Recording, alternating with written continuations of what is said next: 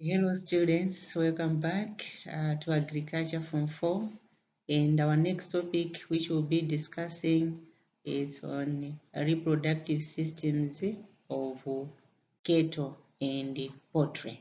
Reproductive systems of cattle and poultry. So be with me. So on this lesson today, at the end of this topic, you should be able to draw and label parts of cattle reproductive system, meaning the bull as well as the cow, and also describe the functions of the parts labeled of the cow and bull reproductive system. And lastly, we are going to explain factors affecting the onset of puberty. So on our today's lesson, we have three objectives which we need to achieve. Breeding is one of the most important aspects of livestock management. Only if breeding is successful will the animals be able to produce young ones. In order to know how to breed livestock successfully, you will need to know about the anatomy and physiological, the structure and their functions of the reproductive system. So we already are talking of high population growth here in Malawi, and we will need more products, of course, from crops and not forgetting from the livestock. So one animal may not be able to produce enough products to sustain the growing population. So we need many animals. We need more animals so that we satisfy the needs of the growing population. So breeding is one of the most important aspects in livestock management, as we'll be able to multiply these animals so that more products can be done from these animals. So breeding is a very, very important aspect. So in order for us to know how to breed livestock successfully, it means that we need to know at least the anatomy and physiological or structure in their functions of the reproductive system in order for breeding to be successful. So this is a very important topic for us to discuss. Let us start with the reproductive system in cattle, and this one is the structure or reproductive organ of the bull. So from this picture, there are several parts. There are several parts which are indicated here, but I want you, here we're just going to concentrate on the reproductive organs.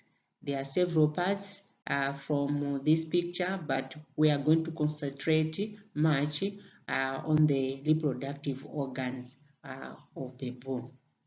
So if you can check here, we have the penis. Penis is one of the part of the reproductive organ of the bull. Apart from that, we have the scrotum. The scrotum, we are talking of this outer coat, the scrotum. Then we have testis. Testis is also another important part of reproductive organ of the bull. Then we have this part here, which is the epididymis. We have the upper part and the lower part. So this is also another important part. Then these testes, they are connected to what we call vas deferens. So this is the vas deferens. Vas deferens. Then we also have this part where we have some glands. We have some glands. So we have corpus gland here. Then we have prostate gland. Then we also have seminal vesicle. Then we have seminal vesicle. Then we also have this line which is called urethra, So each and every organ which we have highlighted here, plays a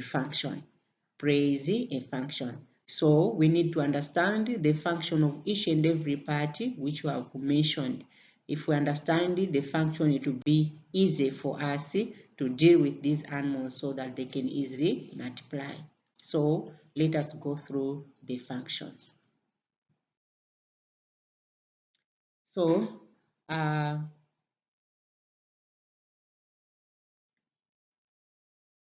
this is a zoom picture showing the parts, some of the parts which we have mentioned from the other picture. We have the testis here, the epididymis, then we have vas deferens. So as I've already said, all these will play a function. So let's start with the testicles or testis. This produce sperm. That's the key function of testicles. They are the ones which will produce the sperm. So the sperms, these are the male gamete. These are the male gamete. In order for fertilization to take place, we cannot run away from the sperms. So these testicles, they are supposed to be two. So as you can see from the picture here, we have two testes. We have two testicles. So they are supposed to be two. Then we have epididymis, this structure which is somehow blue, epididymis. This is the coiled tube that surrounds and connects to each testicle. So this will surround each testicle. So since we have two testicles, it means even the epididymis, they're supposed to be two, just because each epididymis will surround a testicle. And the sperms which are produced from the testicles, they are stored here. So once the sperms have been produced from the testes, they are temporarily stored on this epididymis. So the key function of epididymis is to store the produced sperms. This is not the production area, but the production area is here, testicles. Once the testicles have produced the sperms, then they are stored in the epididymis. Then we have the sperm duct. They are also known as vas deferens. So this is the part. Also known as vas deferens.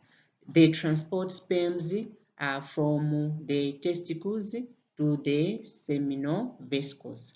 So this structure vas deferens, the key function is to transport the sperms from the testicles or from the vas deferens where they are, from the epididymis where they are stored, then they are transported up there. We are going to see the other picture where they are seminal vesicles.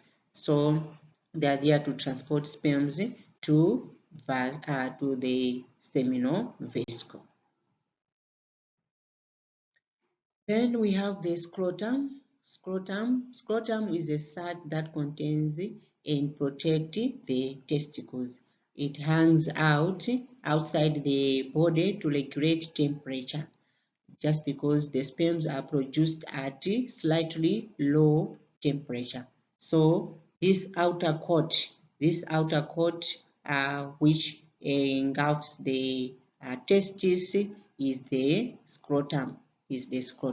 So one of the key function of the scrotum is just to protect the inner part, the testicles, from any physical damage. So they will protect the testicles. Apart from that, Just because they hang outside, it means there is the air circulation out here.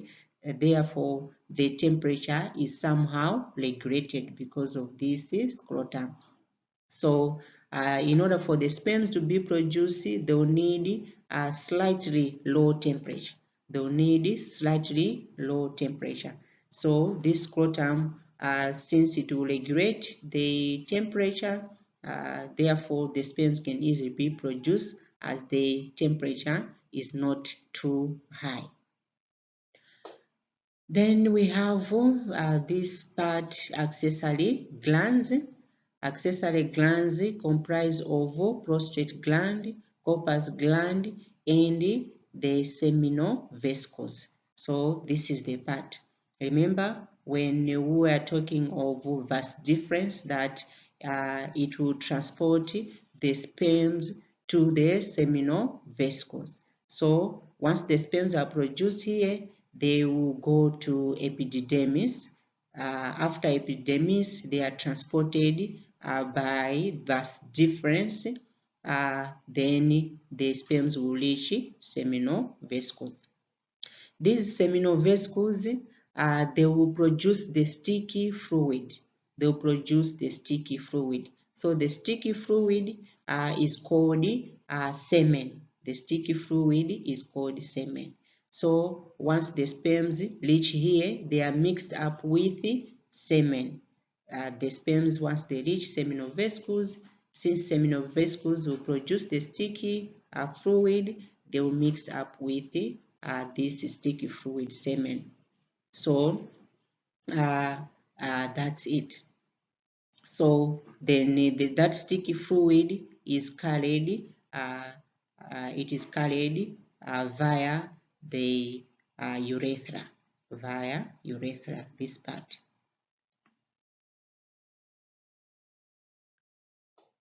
So what is the function of urethra?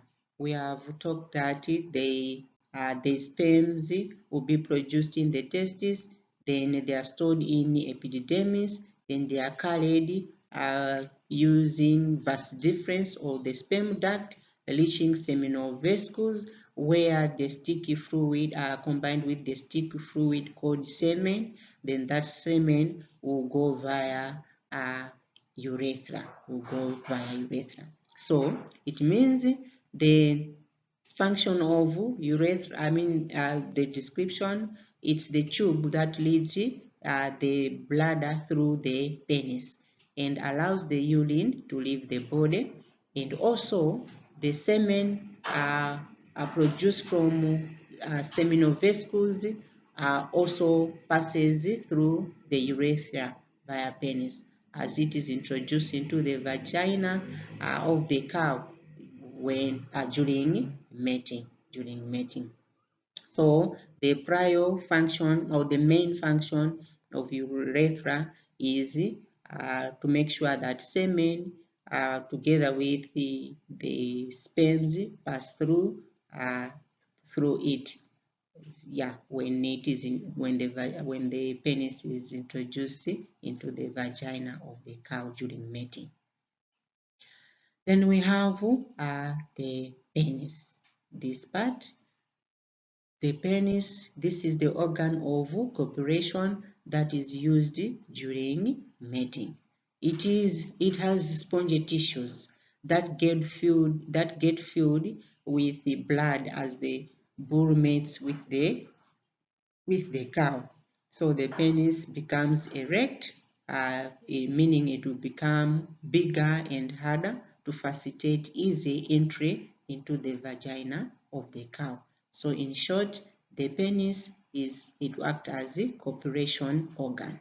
It acts as a copulation organ during mating. So these are some of the parts of reproductive organ of the bull. For now, we have identified the parts, then we have explained the use. Then now let us go to the other part, reproductive organ of the cow. Reproductive organ of the cow. This is we have two pictures, of course, and this picture, it's in reality like the body part actually uh, from the cow, and here is just a diagram illustrating the reproductive organ of the cow. So we are going to use this so that you can easily follow. We have this part ovary. This is the part ovary. From the ovary, we have the funnel. The funnel, these tubes, these coiled tubes, they are oviduct. Then we have this part, uterus. Then we have this other part, cervix. We have vagina, then the vulva. So these are the main parts. So in reality, on the cow, we have the flesh organs here, though it's also a picture, but these are flesh organs. So this is the oviduct we are talking about. The oviduct, the ovaries are somehow here. So this is the ovary, then the oviduct. Then here should be the uterus, then we have the cervix, then down there vagina. So what are the functions of the parts which we have mentioned? Let's start with the ovaries. These ovaries produce ovum or ova at puberty. So this is done at a regular interval. And these ovaries secrete the sex hormones estrogen and progesterone. So the function of the ovary is to produce ovum, and also they are there to secrete the sex hormones called estrogen and progesterone. We have this part oviduct, and these oviducts assist in the movement of eggs to the uterus. When we are looking on the other picture, they are somehow coiled. So they will assist in the movement of eggs to the uterus. So they are also called fallopian tube. So this place is where fertilization will take place. That's where fertilization will take place. So once mating has been done, the sperms will go via vagina, then all the way up to the oviduct. Then away from oviduct, we have the ovary. Where the egg will be released. Once the egg is released, then it will be engulfed in the funnel. Once the egg is engulfed in the funnel, it will meet with the sperm, which will be kept here in the oviduct. So, function of oviduct, apart from facilitating the movement of the egg to the uterus, but it is also there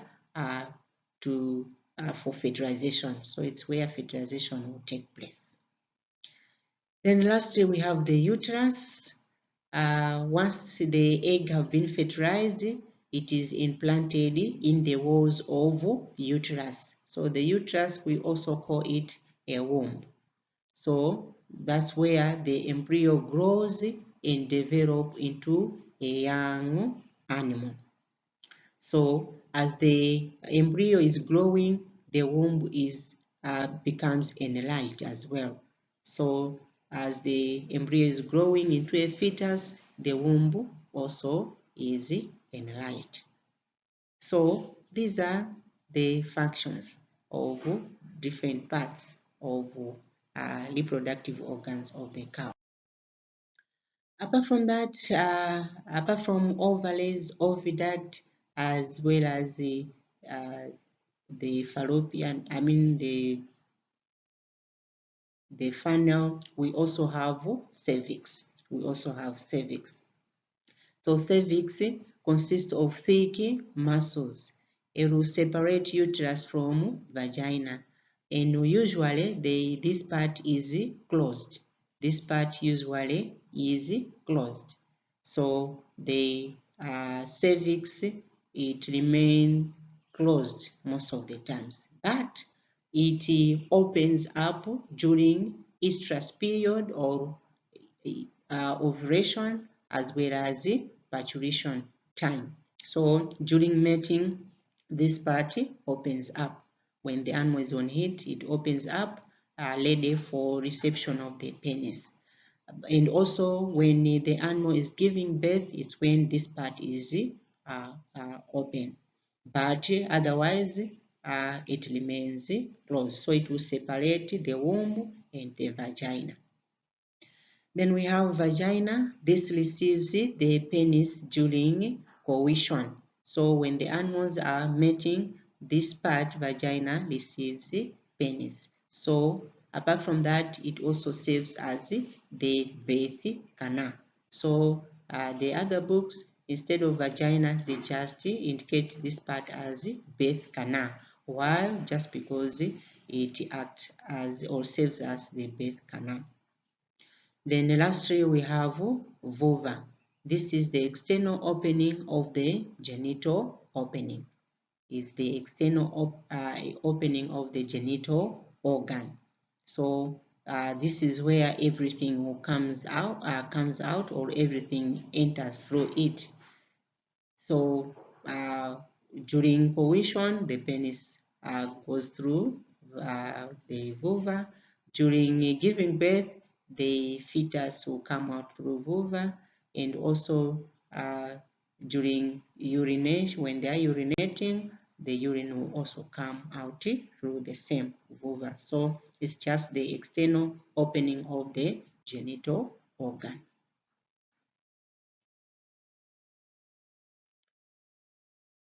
So what's the process? What actually happens in order for fertilization and the growing of the fetus to take place? So it all starts with mating. So after the animals becomes mature, once they reach puberty, uh, uh, then they will start producing, both male animal as well as female animal, they will start producing the gamete. For the male animal, they'll start producing the male gamete, which is sperm, and for the female animal, at this stage when they are mature, they'll start producing the female gamete called the ovum, the egg. So after mating, then fertilization will take place. Fertilization is just a matter of when the male gamete unite with the female gamete. So the sperm uniting with the egg, fertilization will take place. And when fertilization has taken place, it forms a zygote. Then that zygote develops into embryo. Then later it will develop into fetus. Then at last giving birth.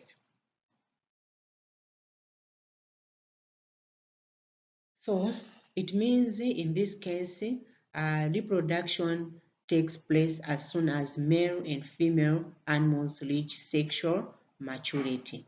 So this stage is what we call puberty. As I've already said, at this stage, males produce sperms and females begin to develop ova.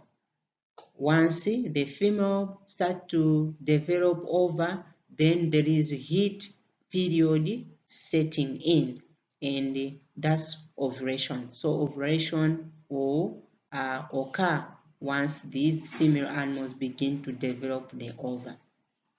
And during this period of ovulation, Graafian follicles surrounding the egg will start to grow.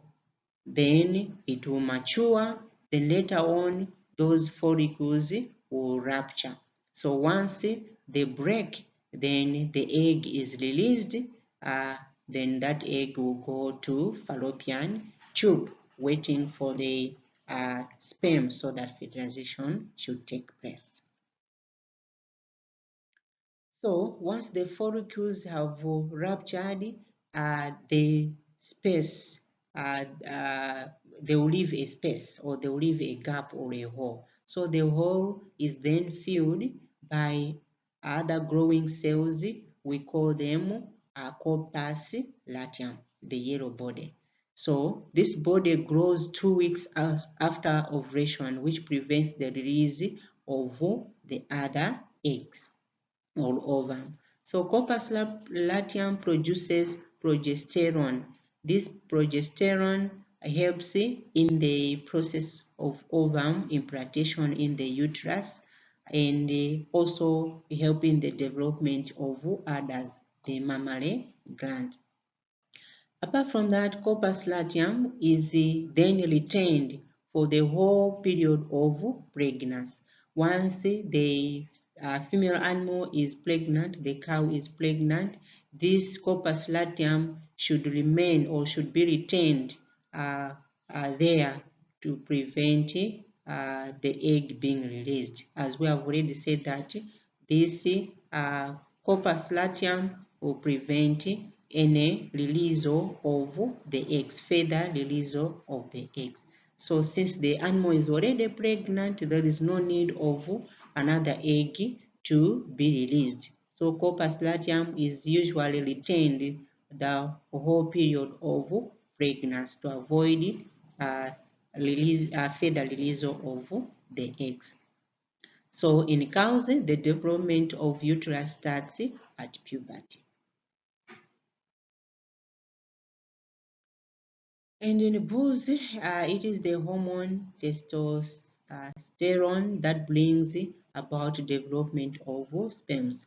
So this hormone is the one which will help in the development of the sperms. And accessory glands so they will help in the development of the sperm, the accessory gland, as well as that urge to mate or that desire to mate. But different animals will reach puberty at different stages of growth.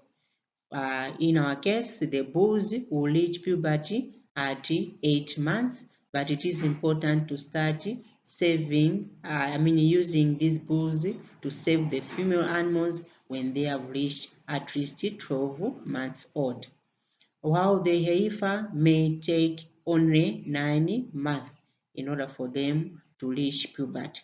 But it is important that we start saving them at 18 months old. At least by that time, the reproductive tract is well prepared or well developed, so there will be no complications when it comes to giving birth. So, as we have already said that different animals will reach puberty at different age, so it means there are factors affecting this onset of puberty in animals. So one of the factors is type and breed of animal. Type and breed of animal. On type, we have already highlighted, we have different types of animals. We are talking of cattle, we are talking of sheep, we are talking of goat, we are talking of rabbit, different animals. So different animals, that's very obvious, they will reach puberty at different age. So the smaller the animal, most of the times, the faster the maturity, while the bigger the animal, they delay the maturity. Apart from that, it will depend on the breed of animal. Breed of animal. We have different breeds of animals. Here we are talking of, let's say, in the same line of cattle. In cattle, we have exotic breeds, we have indigenous breeds. So exotic breeds, most of the times, they will reach puberty faster than indigenous breeds. So some animals mature quicker than the other, and in terms of breeds of animals, exotic breeds mature fast than indigenous breeds. So indigenous breeds delay in maturity, while exotic hasten in maturity. And also it will depend on the genetic makeup. For example, in cattle, dairy cattle breed tend to mature earlier than beefy cattle. So dairy cattle breed tend to mature earlier than beefy cattle. and also it will depend on the body weight. Most animals reach puberty when they reach 30 to 50% of adult body weight. For example, let's see, imagine that the mature animals, mature cow, a mature cow, the weight is about 150 kgs. The mature cow, a certain breed, a mature cow it reaches 150 kgs. So it means if the heifer can just reach 75 kgs in terms of the weight, at that time they will reach puberty. So most animals reach puberty when they reach 30 to 50% of the adult body weight. Apart from that, another factor is mating. Early mating may hasten maturity. When the animals they are just left unattended and they are just doing mating on anyhow on their own, that may hasten maturity, as the hormones when they have started mating early, they also stimulate the hormones. So the development of hormones hasten. So that's why if the animals start mating early, they will reach maturity fast. Apart from that, it will depend on the environmental factor. Most times, unfavorable climatic conditions may delay puberty. Some of unfavorable environmental conditions might be drought, poor feeding, water and feed scarcity. All these are harsh environmental conditions. So harsh environmental conditions may delay maturity. But if there is favorable environmental conditions that may hasten maturity. And lastly, we have general management. General management. So proper management, we can talk of proper feeding, proper housing, proper breeding, proper control of parasites and diseases. All these management, if they are done well, animals mature fast. Animals mature fast. So, so far we have seen the structure of the reproductive parts of the cow as well as the bull, and we have also just looked on the reproduction process. In fact, we have just started on the reproduction process, and in order for the reproductive process to take place, we've said that the animals should reach puberty. They should reach puberty. So here we are just describing on the puberty as part of the reproduction process. So and now we are looking on the factors that affect the animals to reach puberty earlier or late. So that's it. So this is the revision exercise. We have the structure here of the reproductive part organs of the cow. So we have 1 here, 2, 3 as parts, 4, part 4, 5, then we have 6, we have 7, this part is part 7, part 8, part 9, 10, 13, 12, 11 here, 14, 15, 16, 17. But for me, I just want you try and label parts 1 and 3. So just label parts 1 and 3. After I have done that, explain the functions of the parts mentioned in question 1. So just explain the functions of the parts 1 and 3. And the last question is, in an essay form, explain any 5 factors affecting the onset of puberty in livestock. So try to work on this. Try to work on this. So once you are done, you can compare with the answers which are provided. If there are any questions, you can ask through this WhatsApp number, or in short, just visit Xulendo online for more clarification. And if you want to study further, you can use these books. These are the books which I used to extract some of the information. So you can also read to dig more on the information. And the photos which we've used there, they are also indicated. So if you want, if they are not very clear, you can also visit the internet using these links. Yeah, so we stop here. That makes the end of our today's lesson until we meet next lesson.